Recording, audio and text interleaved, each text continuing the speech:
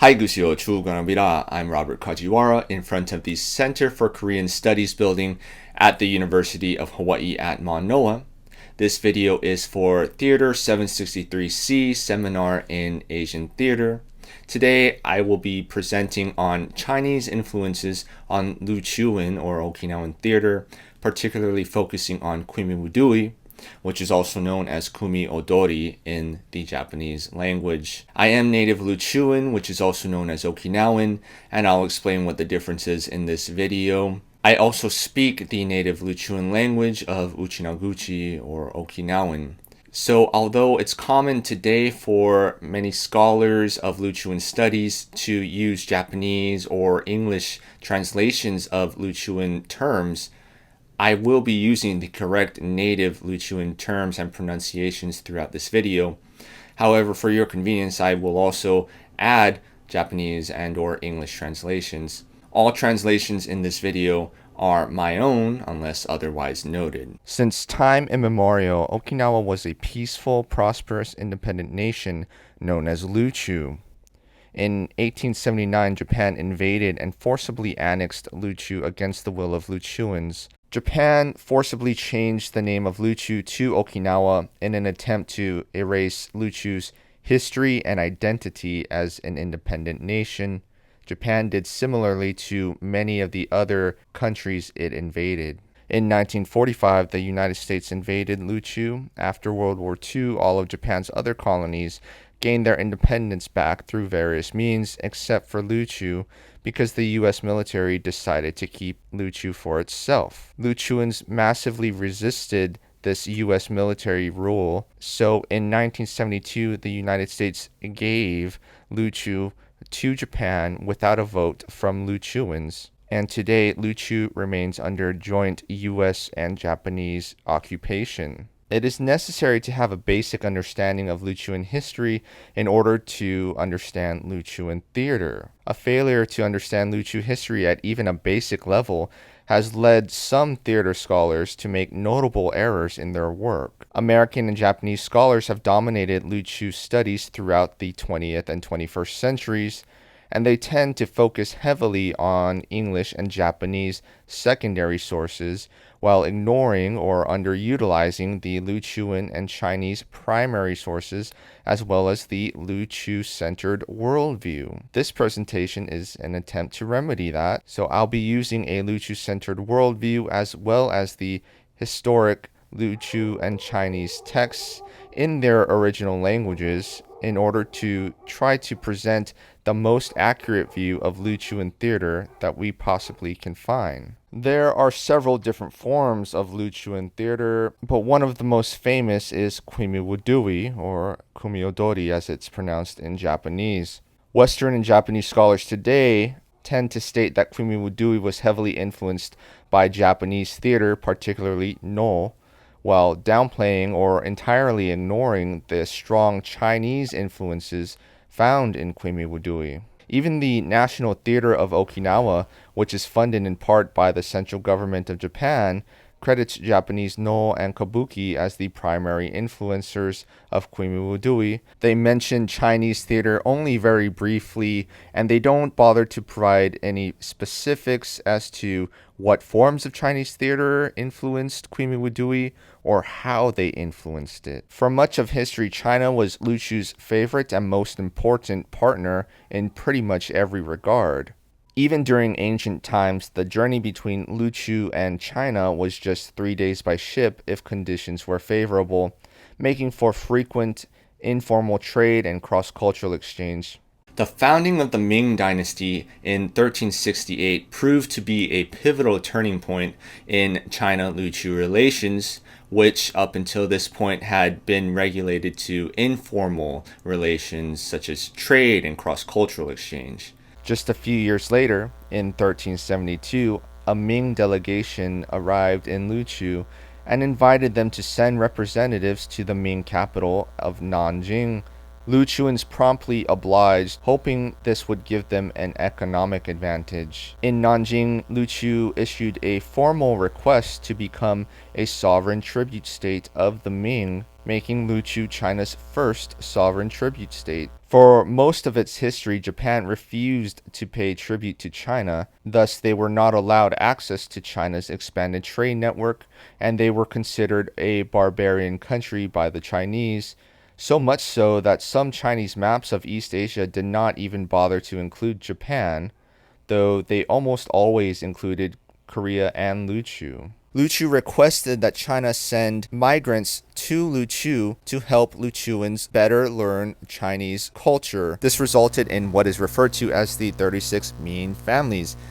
Min refers to modern-day Fujian province. They settled in Luchu in the year 1392, having been granted the community of Kuninda by the Luchu government, which is known in the Japanese language as Kumemura. These settlers played a pivotal role in helping Luchu learn Chinese culture, including Chinese drama. A lot of Western and Japanese scholars today like to talk about the China-Luchu relationship as if China had subjugated and oppressed Luchu, similar to how the United States and Japan has done within the last century.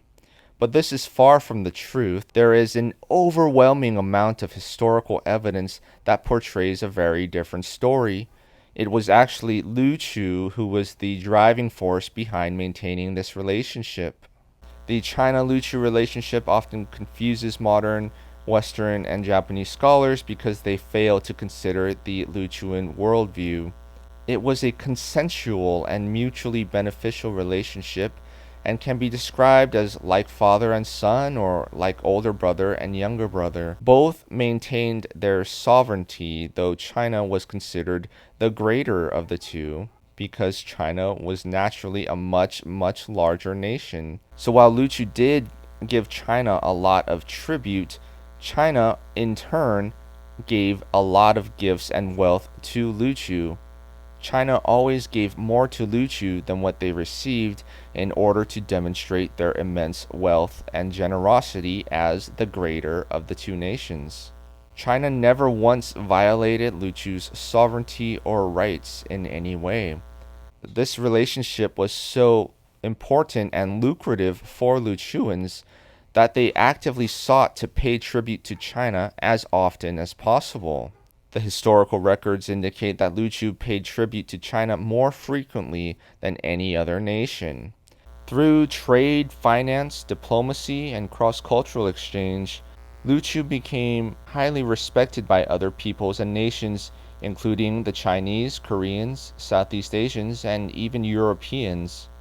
Up until the late 16th century, Luchu had friendly relations with Japan, as it did with all other nations. However, the unification of Japan under the leadership of Toyotomi Hideyoshi meant that a lot of Japan's samurai warriors no longer had battles to fight within Japan itself, and so turned their attention on attacking other nations.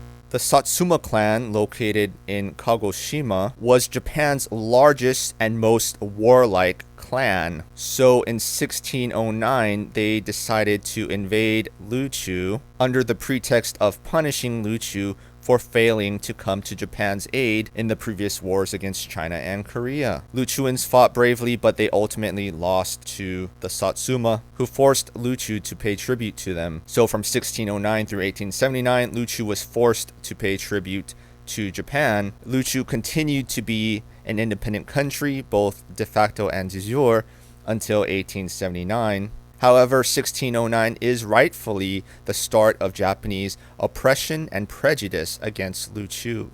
A lot of people are inclined to think that after the Satsuma invasion of Luchu in 1609, that Luchu saw an increase in Japanese influences. But this is not true, and actually the exact opposite is true. From 1609 through 1879, Luchuans intentionally downplayed or got rid of a lot of Japanese influences while deliberately increasing the amount of Chinese influences. And there are two main reasons for this. 1. Luchuans intentionally sinified in order to protect their nation and identity from Japan. The majority of Luchuans hated Japan, as many still do to this day. Increasing its commitment to the Chinese tribute system and worldview helped Luchu maintain its independence until 1879. And 2. The Japanese also wanted Luchuans to adopt more Chinese influences and to avoid Japanese influences for 3 main reasons. First, Japan has always had a very exclusive idea of who is Japanese and who is not Japanese. The Japan aristocracy would not consider any other nation, including Luchuans, to be the same race as them. Second, Japan wanted Luchu to appear as foreign or as Chinese as possible in order to boast to their own people. For a foreign nation like Luchu to visit Japan and pay tribute, because Japan had lost the war against China, they specifically wanted Luchuans to appear as Chinese as possible in order to convey the message to their own people that a foreign nation or a Chinese-style foreign nation had come to pay tribute to them. The third reason is perhaps the most important. Luchu was a valuable intermediary of trade between Japan and China. Because Japan refused to pay tribute to China, it could not partake in the China-centered trade network that most of the rest of Asia was part of. At the same time, however, the Japanese highly desired Chinese goods like silk and porcelain, so Luchu would trade Japanese items like silver to China in exchange for Chinese goods, and then trade those goods back to Japan at enormous profits. It is believed that Luchuans made hundreds or thousands of times their investment. But the Japanese were willing to pay those steep prices because they could not trade directly with China. So based on this broader historical context, we see that there are significant flaws in the idea that Kwimi Wudui was more heavily influenced by Japanese theater than by Chinese theater.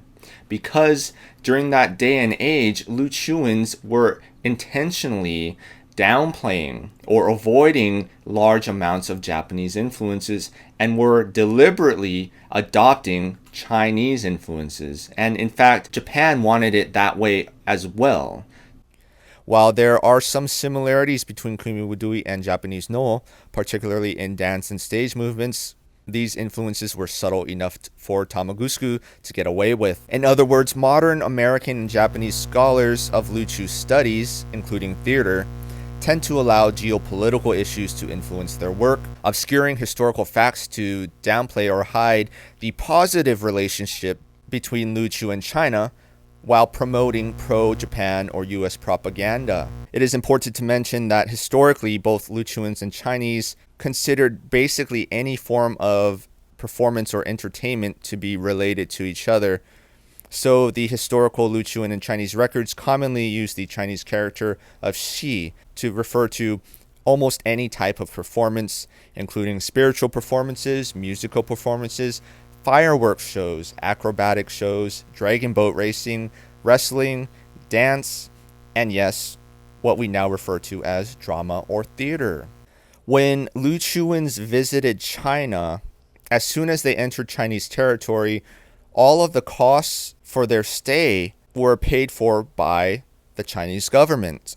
And likewise, whenever Chinese diplomats came to Luchu, the Luchu government covered all of the costs for their stay while in Luchuan territory. This was a very important relationship for Luchu, so they took the job of hosting Chinese diplomats very seriously. The Chinese embassies were large, usually including well over 100 people, and they tended to stay for several months at a time while they waited for favorable trade winds that could take them back home. So the job of hosting and entertaining Chinese diplomats while in Luchu was very important for Luchuans in maintaining this relationship with China, which in turn was vital for Luchu's economic prosperity. In 1534, the Chinese diplomat Chen Kan visited Luchu and described what he referred to as dragon boat performances or dragon boat drama that Luchuans entertained him with. He stated that Luchuan dragon boat performances were very similar to their Chinese counterparts. Dragon boat racing had been introduced to Luchu probably sometime shortly after the start of formal Luchu-China relations. In the year 1606, just 3 years before the Satsuma invasion of 1609, another Chinese diplomat named Xia Ziyang also mentioned the dragon boat dramas, as well as indigenous Luchuan dramas featuring music and dance. But he did not appear to be overly impressed with this indigenous drama, and based on his writings, it sounds like he did not understand it. But Xia also mentions a third form of drama that he was entertained with, this one being Chinese drama, performed by Luchuans. Xia clearly recognized these dramas as being distinctly Chinese. He was not particularly pleased with Luchu's choice in plays or subject matter, and he stated that they did not perform the more popular plays that were occurring in China at the time. Nevertheless, he appears to have approved of Luchu's attempts to perform Chinese drama, which he noted was also popular among Luchuans themselves. In 1633, a Chinese delegation to Luchu noted the theater they saw, describing it as Ryukyuan opera. Though they did not go into detail, the fact that they could distinguish it as a specific form of Chinese theater is significant. So we see that by this time, Chinese drama had become an integral part of Luchu's society, including Luchu's attempts to entertain visiting Chinese diplomats, and that Luchuans had become proficient at producing it. This leads up to the birth of Tamagusku Choken, the Luchuan man who would go on to create Kwimi Wudui. He was born in 1684, was also known by his Chinese name Shou Juyu. It was common practice up until 1879 for Luchuans to have both a Luchuan name and a Chinese name. We don't have a lot of records about Tamagusku's early life, but he surely would have grown up practicing and becoming proficient in both Luchuan and Chinese performing arts, because by the time he was just 20 years old, in 1704, he had become part of Luchu's diplomatic corps to Japan, serving in a variety of roles, including the performing arts. Over the next 11 years, he ended up traveling to Japan numerous times, where he witnessed and studied Japanese no, kabuki, and kyogen forms of theater. In 1715, he was appointed Minister of Dance of the Luchu Kingdom, which was the highest performing arts position in the entire nation, and was in charge of the formal entertaining of visiting Chinese diplomats. The following year, he was reappointed as an engineering minister in charge of a major public works project at Naha Port. In 1718, he was reappointed back to Minister of Dance, and the following year, he debuted his theater production to the Chinese embassy. The historical records simply refer to it as drama or performance, but today we now refer to it as Kwimi Wudui. A lot of Western and Japanese scholars like to stress that Tamagusku was influenced by Japanese theater, and to a certain extent he was. But what these scholars tend not to mention is that he also would have been heavily influenced by Chinese performing arts.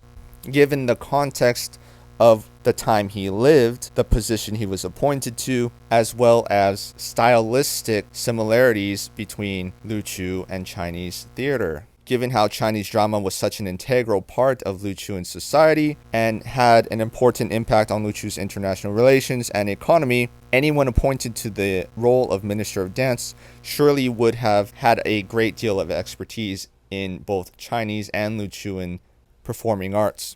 Just 2 years after the debut of Tamagusku's productions, the Chinese left a rather detailed description of it, mentioning props such as poles, sticks, flowers, hats, and even fake horses. This was all part of a larger series of entertainment that included dragon boat racing, fireworks shows, and spiritual ceremonies. Chinese records from 1759 mention that Luchuan performances continued to grow in their sophistication, but China's highest praise for Luchuan theater came in 1802, when multiple Chinese diplomats co-wrote a review for their colleagues back home, giving great accolades to the performances they saw. They went into great detail regarding the speed, momentum, and feeling of the performances, saying things like the performances moved up and down like the rising tides, while the performers fluttered lightly like a swallow dancing in the sky.